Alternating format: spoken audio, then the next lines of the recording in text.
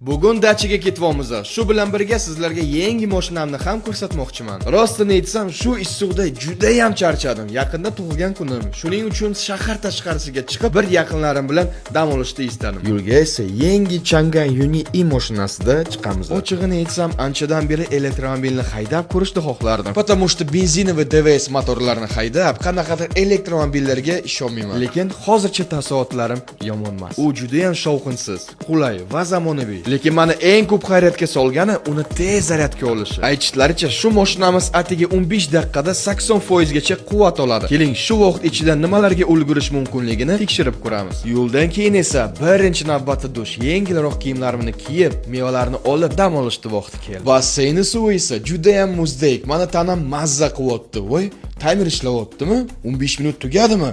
PlayStation o'ynashim kerak edi-yu hali. Namuncha tez. Atigi 15 minutda 80%. Shunaqasini men hali ko'rmaganman. Aytgancha, menda bir g'oya bor. Davaychi challenge boshlaymiz. 15 daqiqaning ichida nimalarga ulgurishingizni videoga oling. Videoni esa shu hashtag bilan Instagramga joylang va chang'anofficial.uz da atmetka qiling. Har hafta Chang'an jamoasi eng qiziqarli videolarni tanlaydi. G'oliblari esa maxsus Yuni merchlarini qo'lga olishlari mumkin.